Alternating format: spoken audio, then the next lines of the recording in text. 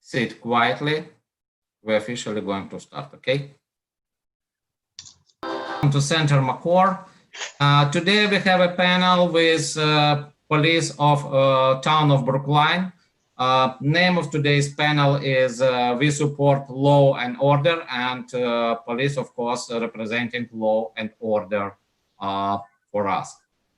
My name is Vladimir Foigelman. I am president of Center Makor. Again, I'm welcoming to you, all of you, to Center Makor, who is on Zoom right now with us or on YouTube watching us live. Welcome again to Center Makor. I would like to remind you what our programs supported by and also our center supported by Kambaya Jewish Philanthropies, Jewish Federation in state of Massachusetts, and donors and people like you. Your support meaning a lot to us. It means what you are supporting future for the Russian speaking Jewish community here in Massachusetts. Don't hesitate and support our future. I would like to welcome all participants for today's panel. Shortly, I would like to also ask everybody to mute yourself before and when I will ask you to join us. Please unmute yourself and you can ask questions when it will be time for that. I would like to start our panel with short remark how I really met in business with Brookline Police. It happened not very long time ago. Center Makor were holding a concert, which by the end started to require presence of security and police. Because there are going to be some protesters, and for make sure what everybody is safe and okay, we asked Brookline Police to help us.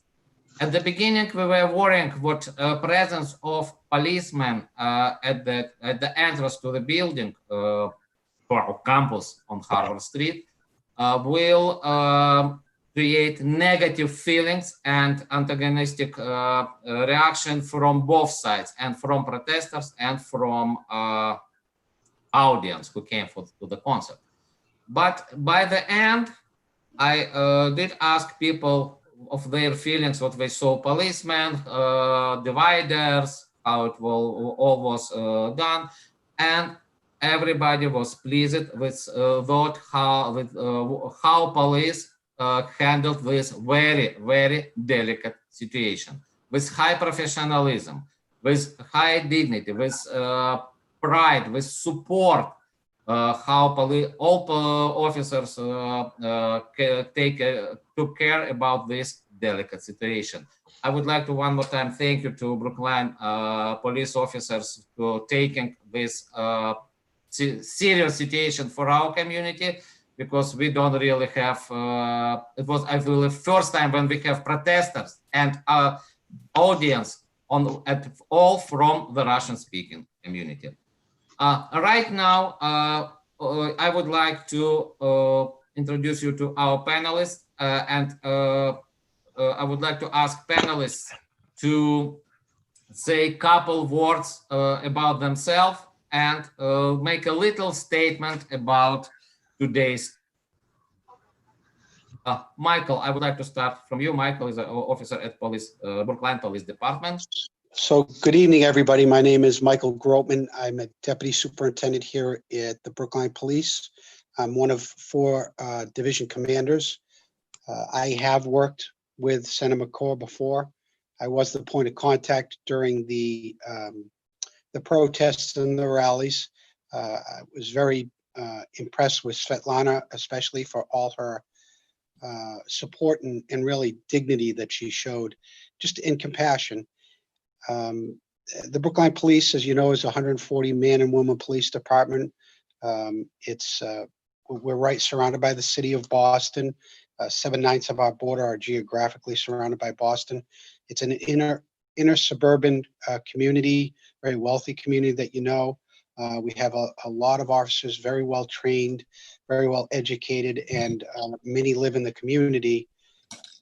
We also have a program that we're very proud of called our House of Worship unit, which works with the different houses of worship within the community very closely for security, safety, and any other reasons. And we've been really impressed by Temple KI and all the work that they have done with us specifically. Dr. Jonathan Schultzman has been wonderful.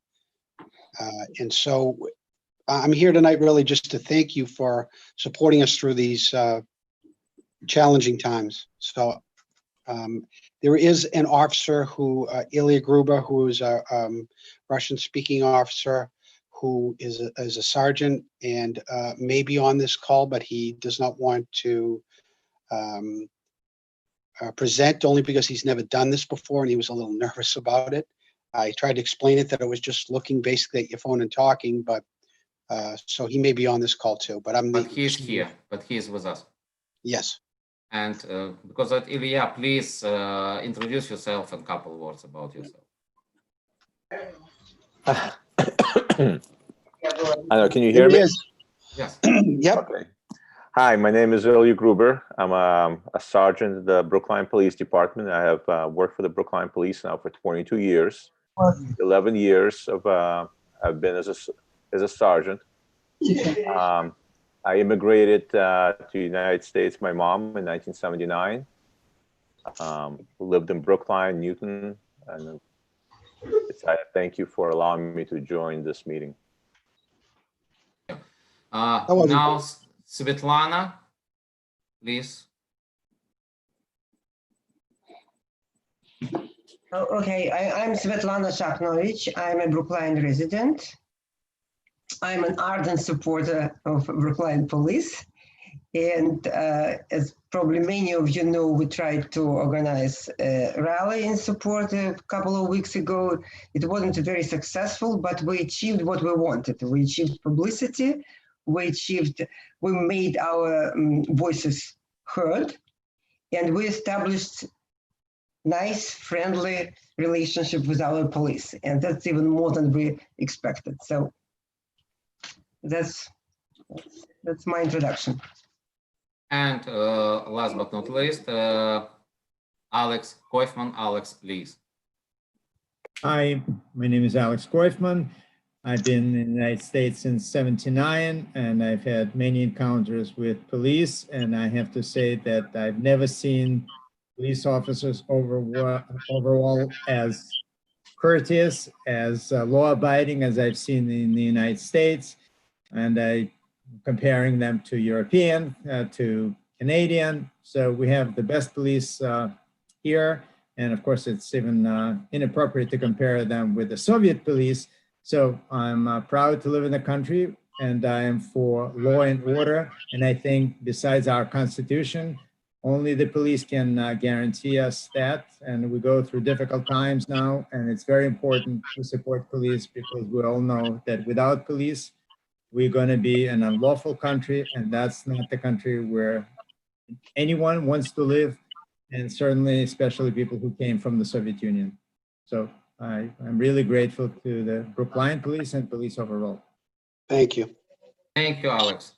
Thank you to all panelists for their nice introduction of themselves. Let me start our panel by asking first, of course, Michael,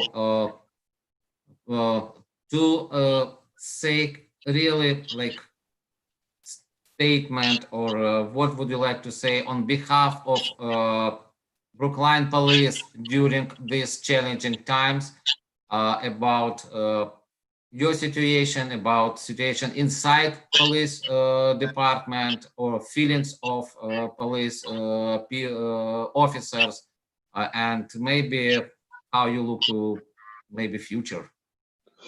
So I think one thing that we all signed up for, every police officer, is to help people and make a difference.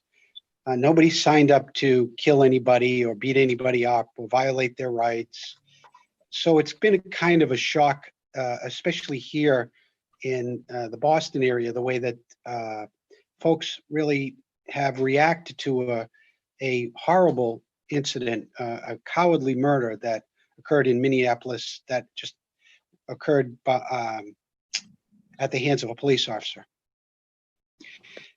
Well, just before this was going on, I think if you look back, you'll remember that everyone had signs on their front lawns thanking first line workers, the police officers, the firemen, the paramedics, the nurses, the hospitals for all the work that was done, because we were in such a crisis with COVID. And something that had nothing to do with the Brookline Police or any police in Massachusetts changed everyone's attitudes and actions overnight. I think a lot of it was driven by the media, and the reality is the minority communities in the United States have always had a difficult time with law enforcement, and that's something as law enforcement, as a public service, we have to work to do better at.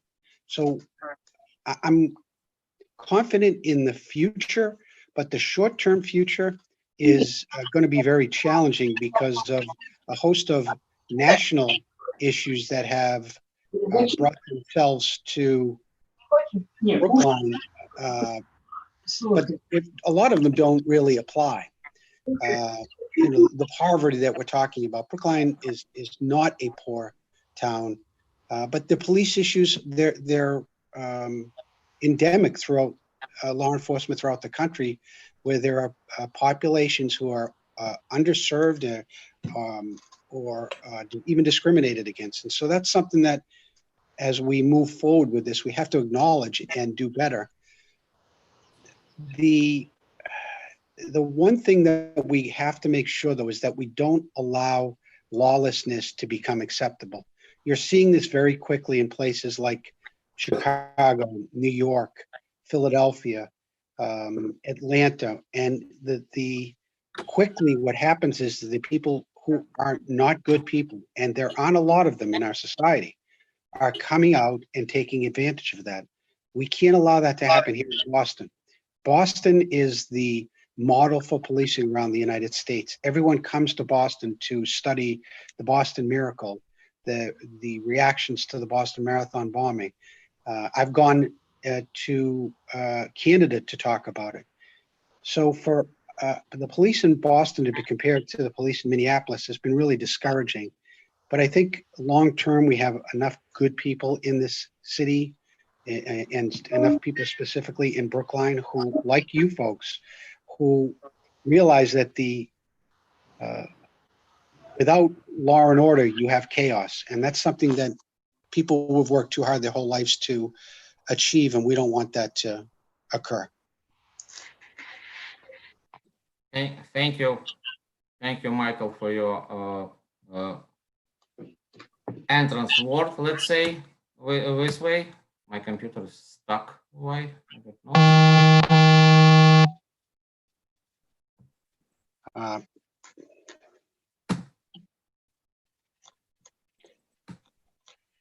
Right now, I would like to invite to our panel Alex Koifman. Alex, please, on behalf of Russian Jewish Community Foundation, I would like to ask you to say a couple words. I think you can hear me now. Yes. So as Vladimir said, I'm president of the Russian Jewish Community Foundation. It's an all-volunteer, very, very large organization. And I'm pretty sure that everyone in our organization and beyond, I'm talking about people, Russian Jewish refugees, shares what my views are. Obviously, I already mentioned that we're for police and we're for law and order. You know, every time I go to pro-Israel events or any events, it's insane that even in this country, we need police protection. So it's like never again has a different meaning, even in the United States. Every time we have an event, for example, a Jewish ambulance that we raised funds and donated to Israel, we needed police presence. But every time this happens, I see a police officer, I personally come and talk to them, and I say thank you. And I feel like they're all very, very good people. I like to talk to them, and after a few words of introduction, they talk. We even exchange words about their kids and things like that. So that's very, very pleasant. I feel like police officers are regular people, hardworking people, have a difficult job. So if I may ask a question now.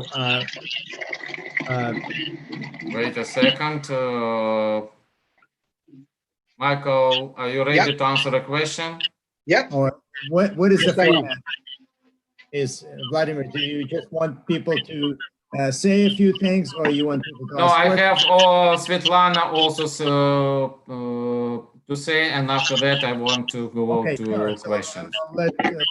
let me just pause here, and Svetlana will. Okay, pause for a second, Michael. Wait.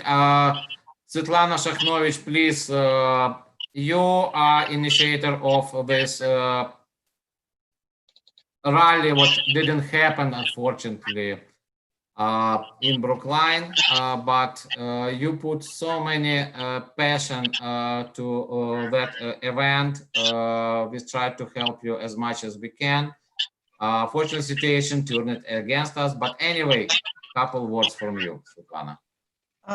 You know what I wanted to say, that judging by what I hear and what I see, and judging by the vast support we got for this unhappened rally, so I just wanted to show you that though it may seem that the general public is kind of hostile and there is negative attitude to police officers everywhere, it's not true, because the majority, it may be a silent majority, because law-abiding people usually are more quiet than their counterparts, but the majority of American people definitely support police, and they understand that law and order is the basis of a democratic society, because when law and order cease to exist, then starts, and this leads to first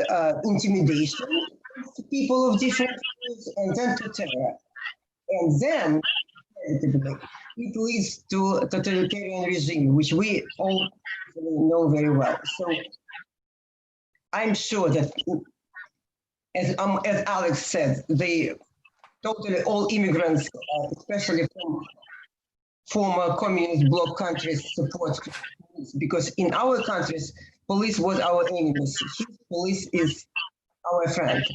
And definitely, not only immigrants, but the majority of American citizens also support law and order. They may not say so at the moment, but you rest assured that's what it is.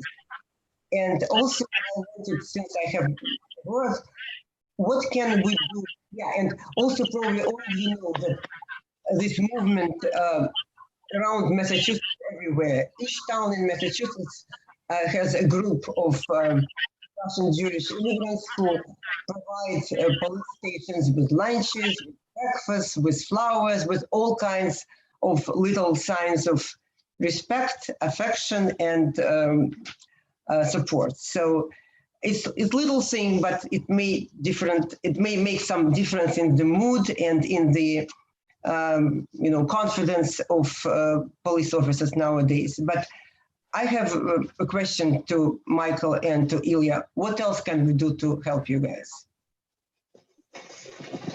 Please unmute yourself. What concrete steps we can make to help you a little in this situation? So I think the showing of public support in your own ways is great. Just we don't want folks to endanger themselves, and with this cancel culture that's going on, and really the attacks from people many of who have mental health issues, we whatever way that you're comfortable expressing yourself is fine. But one of the reasons why we discouraged that rally was because there are people within the movement and the Black Lives Matter movement. There's the people are protesting generations of discrimination. We understand that, but there are people use that movement as a guise or a cover to commit damages. You're seeing this really badly in places like Seattle and Portland, Oregon right now. And that was our biggest concern, that you folks would have some type of rally to support us, which we would have loved to have, but we were worried about injury. So the fact, when you see police officers and you thank them for their service, which we've heard that a lot lately, that's really encouraging. We know that it's a small group of people that don't support us. And that small group is magnified through the use of social media. Eventually, as lawlessness takes hold, fewer and fewer people are going to support those, I call them lunatic fringe, who are hiding behind screens and social media, trying to undermine the safety and security of communities. That's what's going on. Now, as far as the Black Lives Matter issue with policing and that is going to take time to change. We're not talking about those folks. We're talking about the people who are trying to do damage to communities, hurt people, and undermine really the norms and values of these communities that are people move to because they really enjoyed the communities. Those are the folks that we worry about. So just the support is really great. And of course, doing your best to help other people. That's all we can ask. That's what we signed up for. Thank you, Michael. Ilya, would you like to add something? I would like to thank everybody who has supported us, and I know there's people bring food constantly to the station, and it goes a long way to show support for us, and we really appreciate it. Obviously, as Deputy Groban had mentioned, outright support in some cases is difficult at this time, but what you can do is you can actually call your town meeting member, call the selectman, and say that you do support the Brookline Police Department, that you don't want us defunded. Because unfortunately, mostly what they hear are the fringe elements right now of they want the police defunded, they want the services, the police to be shrunk, and not as much enforcement, as not as much presence of the police. And unfortunately, that's all they're hearing sometimes. So anybody who lives in the town, you can call your town meeting members, call the selectmen, and just say, hey, we don't agree with that. We support the police, and we want the police to be active, and we want the police to be out there protecting us. That would go a long way, I think. Thank you. Thank you. Alex, you wanted to ask a question. Yeah, so from what I see in the United States happening now is that the statues are destroyed, and this is only the beginning. And it's true that it's a minority of people, but if we look at the history of the Russian Revolution or the Nazi Germany, how many people were really in SS or the KGB? So it's the minority, the vocal minority, that really dictating what the future is. And if we, law-abiding citizens, are afraid to show our support for law and order, for the police, for the Constitution, something is wrong with the country. And Agreed.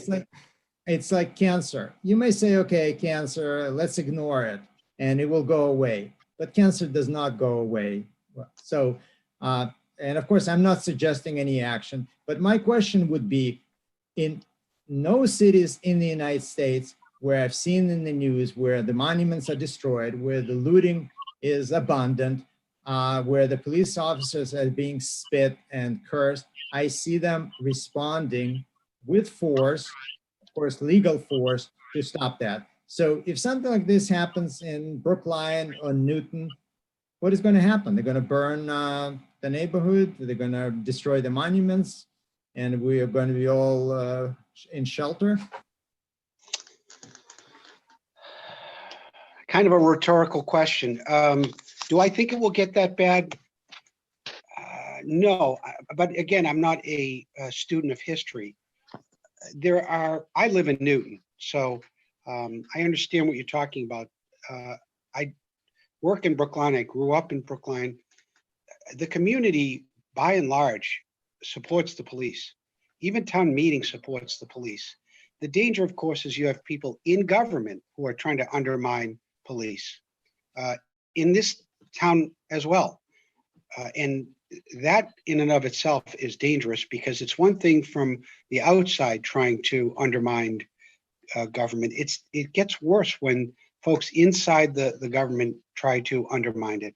Now, we've seen this in Washington. I think the thing that we hope does not happen is that we go down a road where lawlessness and crime increases, and then there's the public outcry. But history says that's likely where we are going. It's happened before in after the Vietnam War. It happened in the around 2010. We're seeing it again. It's happening more often, and I think a lot of that has to do with a small group of people using the propaganda of the social media to spread these false messages. That like all cops are bad, all cops are bastards, right? ACA, that could be further from the truth. Just like not all doctors are great, and not all anybody is anything. But that's something that, as a law enforcement community, we have to do a better job fighting that perception that we are part of this organized national movement to discriminate against people, to commit violence against people, to violate their rights.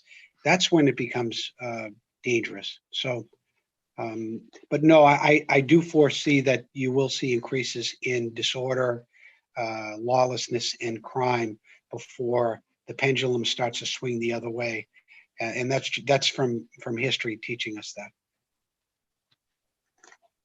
May I ask something, Michael? May I ask you something?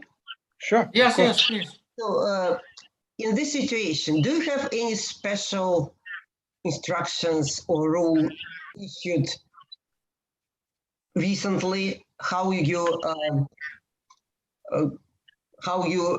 meet, if you have this crowd very hostile, which attacks you? Do you have any restrictions, any special temporary rules permitting or forbidding using force or weapons? No. If we're attacked, it becomes a totally different. It's one thing to peacefully protest. It's what this country is built on. But if it becomes violent, then those people will be removed quickly, arrested, and the officers will use a minimum amount of force that's necessary to take them into custody. But they will defend themselves. This idea that police officers are some type of we're human beings too, and police officers have done a wonderful job in a lot of other places because we've trained so much. The protests that we had here on around June, I want to say about 6, was very, very dangerous. There were people from town government who were watching the entire time. It didn't get involved. Thankfully, it didn't escalate into major violence like it had the week before in Boston. But no, if these protests turn violent, we'll do what we're trained to do, which is to take people into custody and quell the violence. So no, that's not something we're really concerned about. Good. That's what I wanted to hear. Thank you. That's good. Anybody would like to ask me, or I can continue with the question? Then, Michael, I would like to ask you about a question about communities. In Soviet Union, it was happened when we were little kids, and the mom want to behave you well. She was told, if you will not behave well, I'll give you to policeman. And we were at once become quiet and abiding kids. Question is, what here in communities, Brookline community, for example, if we are talking about defunding police or have less police present on streets, what might happen? Because we know what if anything happened, people will call police. Bad Right. guys came, rubber game, accident on a car with a car, they call police. Well, everything they call police.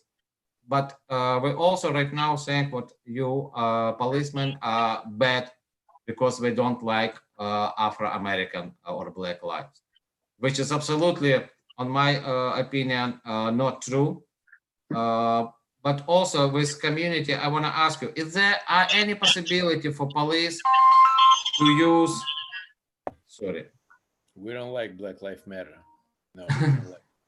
No, I'm not about that. I'm saying, what is it possible for police to use less deadly force, use alternative force, alternative instruments or weaponry, not like to bring casualties? Like Okay, you have a so- whole arsenal of different things. What can We be do. used? We do. But I heard someone say something on Black Lives Matter. I don't agree with that.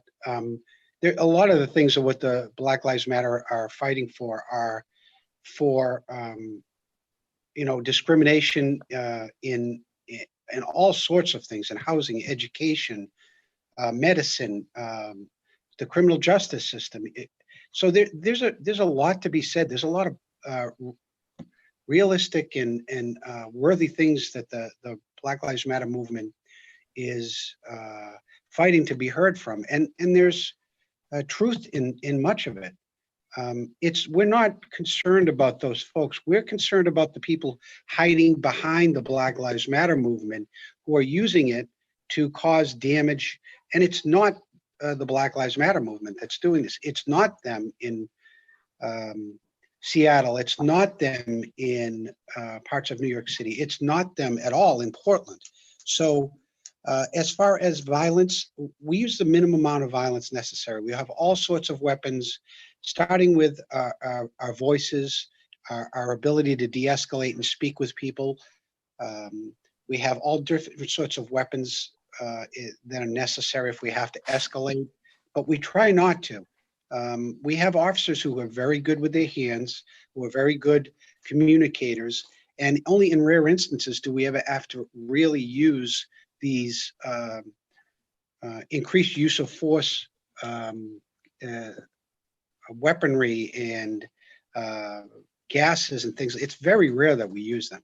So we try to do the minimal amount or the minimal amount of harm to get order restored or to help people. And that includes the many mental health calls that we go on. We try not to do anything but help the folks. And sometimes when they're in crisis and they attack us, we control them and we get them the help they need. That's what we do. We're not out there, hoping that we're going to get into some altercation.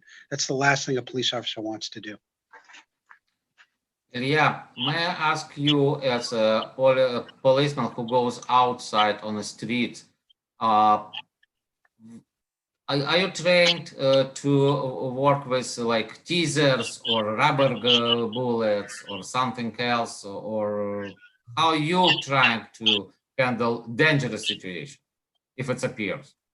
Well, as Deputy Groban mentioned, our first weapon is our voice, and we've always tried to use our voice to de-escalate a situation. And I would say majority of the cases that we deal with, the voice works for almost everything. It is not imperative that you use tools. We do have certain tools that we have access to, such as pepper spray. We do have less lethal as a pepper ball, and but we rarely, if ever, actually use such weapons, or I should say tools, against individuals that we are dealing with.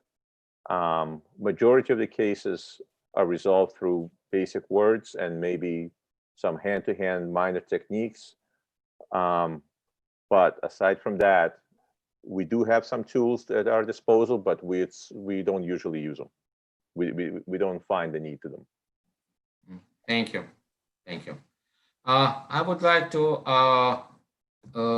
raise a question about your work, non-criminal work of police department of Brookline, such as medial services, juvenile services, or explain actually what is juvenile division unit is, what it's working for.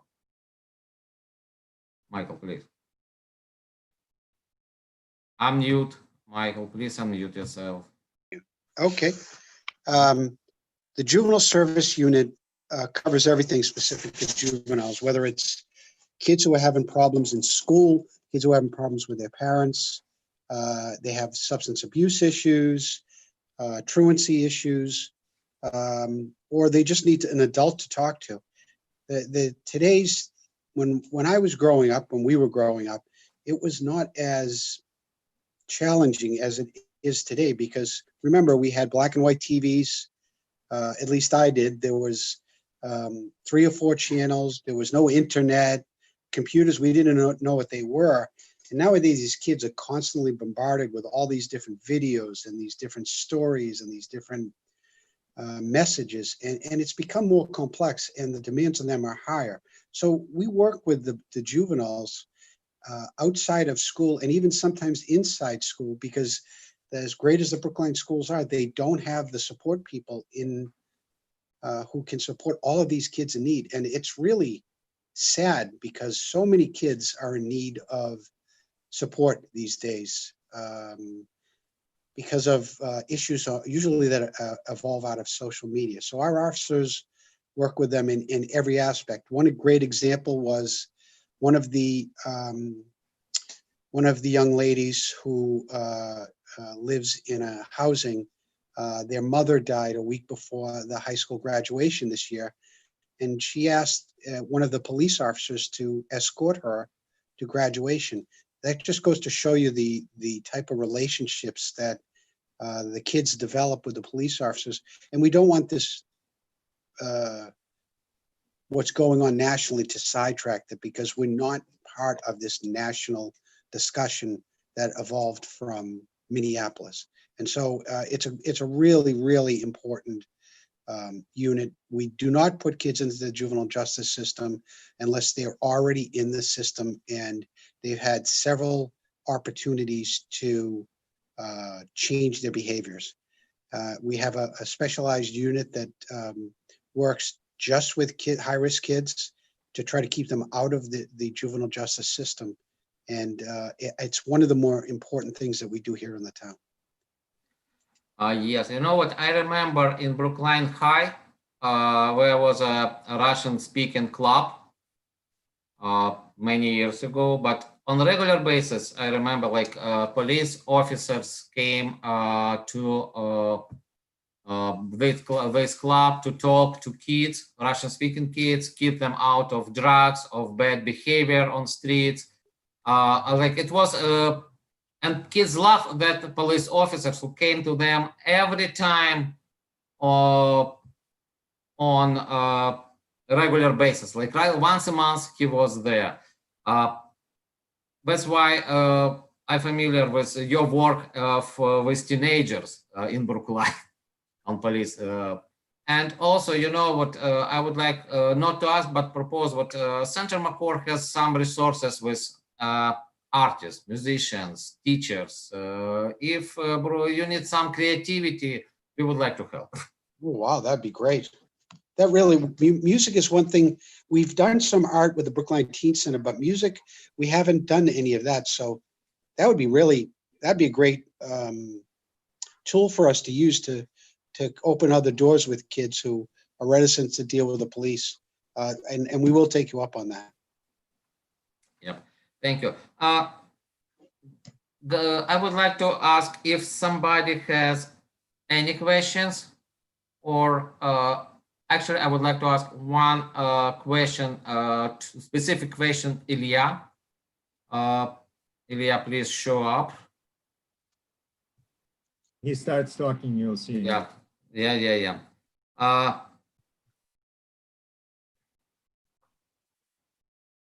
One second, Ilya, let me find this patient.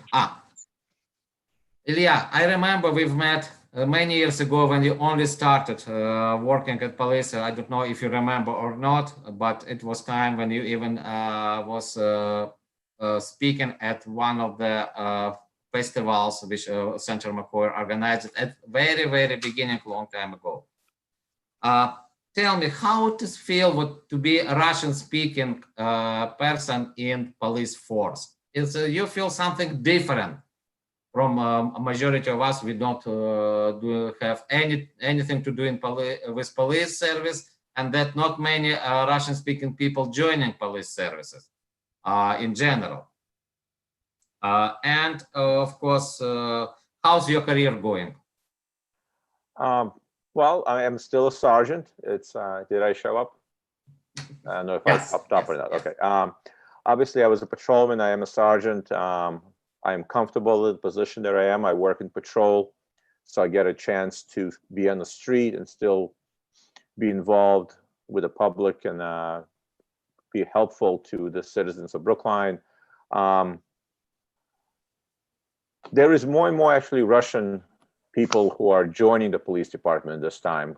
When I believe when I came on 22 years ago, there was only me, a gentleman who came into Framingham just a few months before, and that was about it.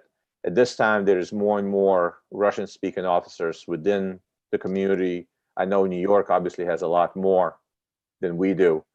Do I feel different?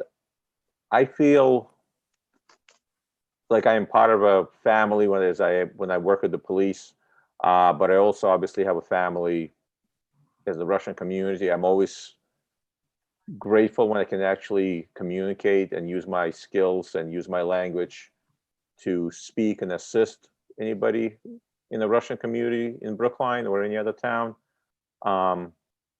So if you do see me on the street, say hello. I'll be more than glad to speak to you in either English or Russian, whichever is more comfortable for you. Because it's always, though my Russian skills have slightly decreased over the years, I don't utilize them as much as I would like to. So Russian would be preferable, I guess, at this point. Okay. Thank you. Do you have any like moments when you need to use Russian language while you're on duty? I've had a few. Most of my opportunities come using Russian is for medical emergencies. When I go out and I know in some certain situations, if we go to medicals and the paramedics or my fellow officers are unable to communicate with somebody who's Russian speaking, they usually call me, and that's majority of my interactions usually with the Russian community. There have been other cases where there've been some lost people or some elderly who kind of got lost along the way. They're not sure how to get home. I've had a few criminal cases, but those are very, very far in, few in between. So I like to say the Russian community is being very good and keeping themselves out of the criminal eye. Yeah, thank you. Now, guys, if you would like participants ask a question, please unmute yourself and ask question. I don't know if you have any questions or we answer it for any of your questions. Yeah, I have a question. Michael or Ilya, so you mentioned a number of tools in your arsenal. What do you recommend for law-abiding citizens for personal protection? Deputy, I'll leave that up to you. So I am not a huge gun advocate. I think in the town of Brookline that you don't need a gun, and I don't think you are under any great risk in this town to lose anything of value. Could something be stolen like an Amazon package? Yes. Is it possible a bike would be stolen? Maybe. What about a car? Once in a blue moon, is there any chance someone's going to smash your front door in and take all of your belongings while you're home? There's no chance of that because we'd be there in minutes. So Boston is a remarkably small, safe, very good city. And I don't personally, and I have 2 young daughters, I don't see the need for personal protection unless you are in some type of occupation where you're at great risk, or you are constantly, because you are required to, for work purposes, to be in high risk areas. The city is not that violent, except in very, very small pockets. And I think anybody who has any type of street sense knows where to go and where not to go. So I'm not a big advocate of arming myself. If you want to make yourself more comfortable, you could take self-defense courses, wrestling, jiu-jitsu.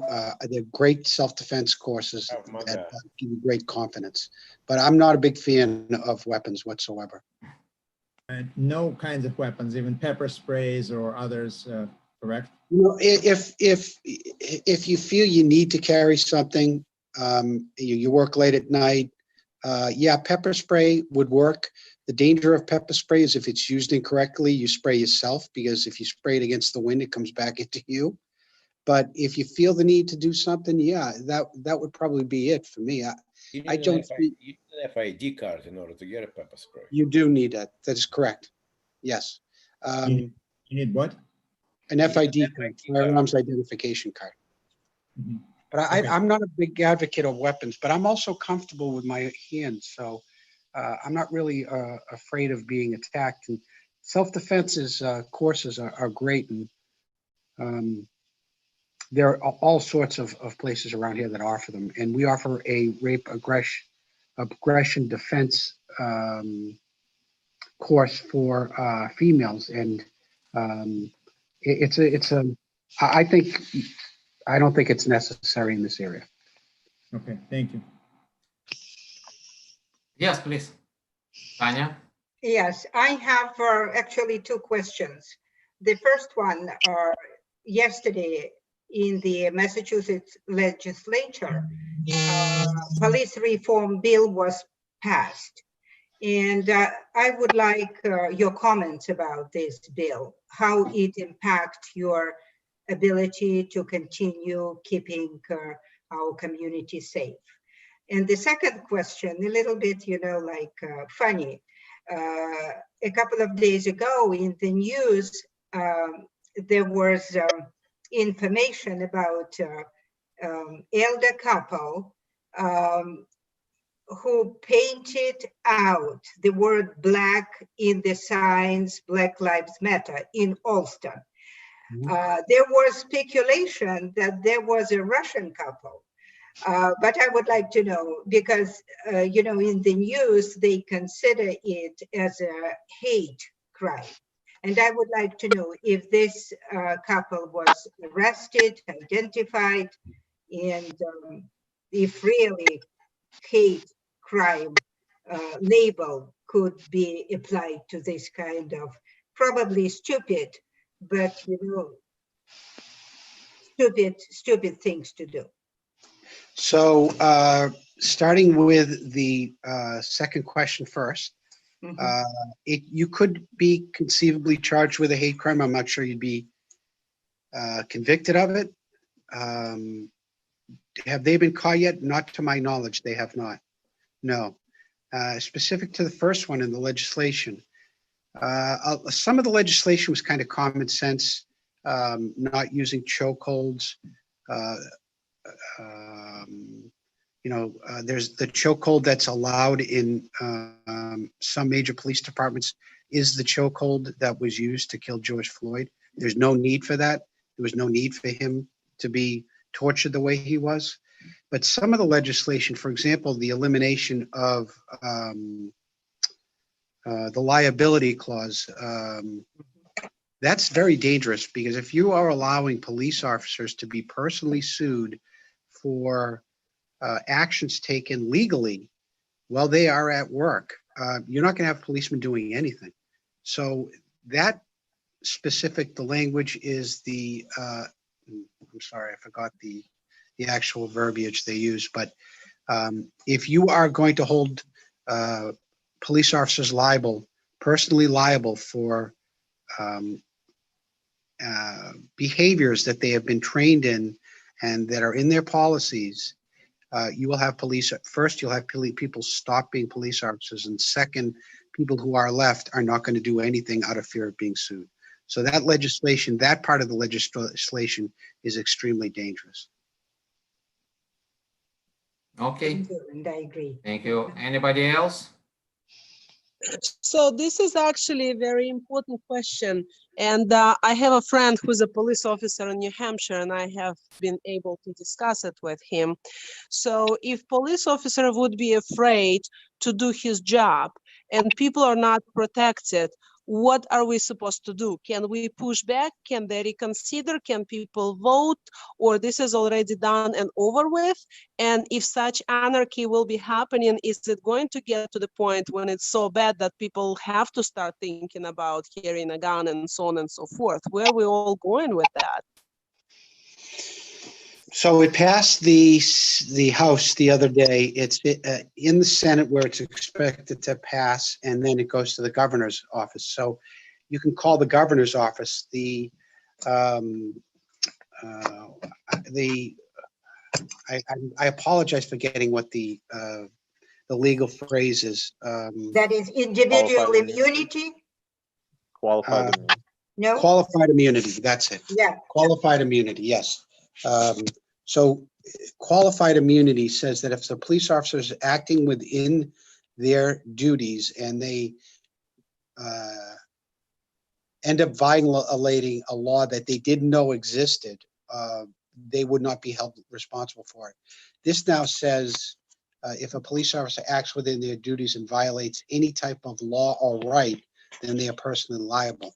Now, you see all these bogus civil rights lawsuits that we've had here in Brookline, which were, as you know, were never, no one was ever found responsible for them. The danger in that is people can just start to file these civil rights violations, and police officers would then have to get their own attorneys. That's dangerous. And so what would happen is there would be a, what they call the Ferguson effect, where officers would be more apprehensive about being proactive in their duties. So that's where you have to reach out to your legislators, your local senators, your local, the governor's office, and say that implied consent, I'm sorry. Qualified immunity. Qualified immunity, I'm sorry. Qualified immunity there has to be another look at this. And so hopefully that will occur. Otherwise, I think you're going to see police officers very reticent to do their jobs, and that could be dangerous. Just one more thing, if I may, as Deputy Groban has mentioned, it passed the House. It passed the Senate. It's now going to be debated by the House. So some of the things that you can do is notify whoever your representative is from the House and say that that portion of the bill is unacceptable and that should not be passed. Okay, we'll try. So my question is for Vladimir. Vladimir, since you have connection to so many people from Russian community, can we put together some kind of a letter and distribute so we can all sign and kind of, or I don't know, maybe couple guys can get together and distribute it so we can all, vote and let them know? I think we can. My question only, who will write this letter? We need really a person who knows how to write a letter, and especially in good professional English.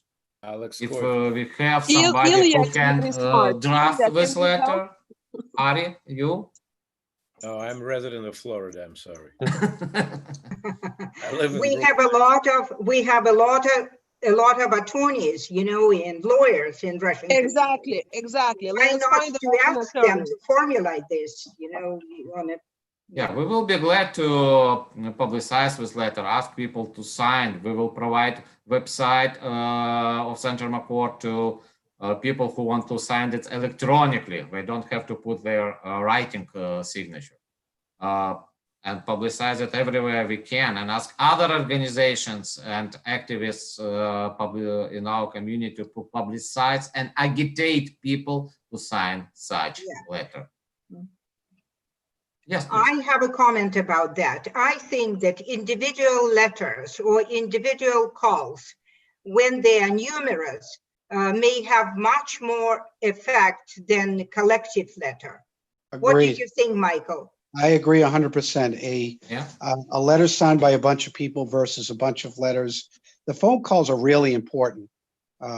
It's easy to find the numbers of your state representatives, to call them and then follow it up with a confirmation letter to that state rep that you appreciate speaking with them and they understand your perspective. So they can't deny that people called them and said that they were against eliminating qualified immunity. That's dangerous. And I say that not just because I'm a police officer, but because I live in the state. I have daughters, and I'd be concerned if police officers were fearful to do their sworn duties. And that's what qualified immunity allows them to do. And it's an age-old a legal standing that indemnifies officers to do their job without fear of being falsely accused of violation of rights or law. And it's really important. Why don't we do both? We can put a group letter together and in an email say you can reach out to your state representative to such and such and write your personal letter. It's really 2 minutes and we have our well-being on the line. So people will do what they need to do. I mean, a lot of people in Russian community are very concerned, and we're law-abiding citizens, and we're grateful to this country and police and school and everything we got here. We would like to have a good quality of life, and this is the time where we need to fight for it. Yep, and I can say what, for example, if we will talk, for example, very active part of our population is senior citizens. For them, it's easily to sign one letter when by themselves call to authorities and deal with that because of their language barrier. In many That is cases. a very good point. Very good point, Vladimir. Yeah, but Vladimir, that is technicalities. We all agree that we have to do that, and that is time-consuming thing. So we need to act pretty fast to do that. From my part, I could get in touch with House Rep, asking him, to navigate us through all these legislature things, maybe to have a list of reps who we need to call or email. I can do it, and I can email this list to you, Vladimir. Thank you. Will be very nice. Okay. Because I'm really not very good letter writer. Okay. Better to speak or to perform. Organize things. Any other comments, questions?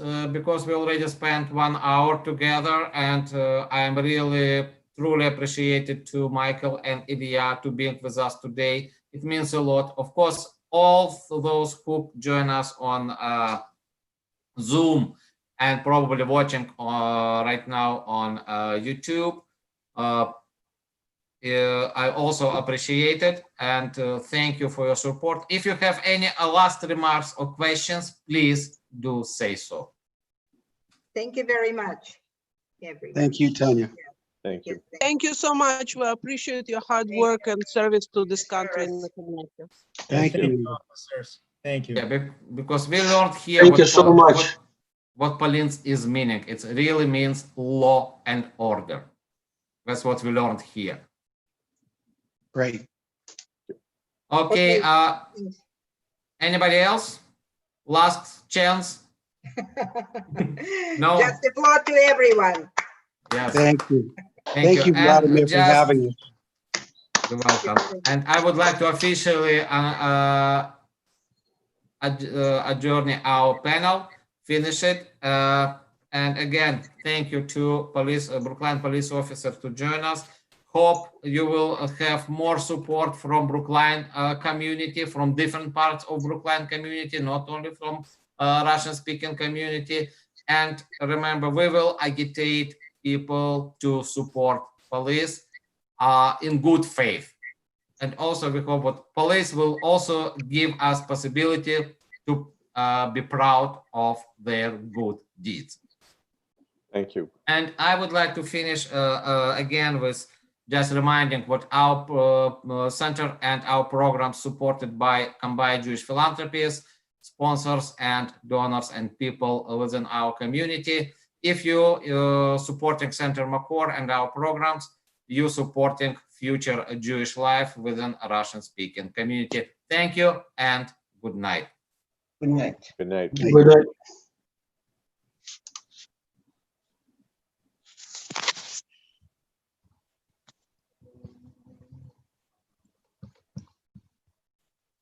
Mhm.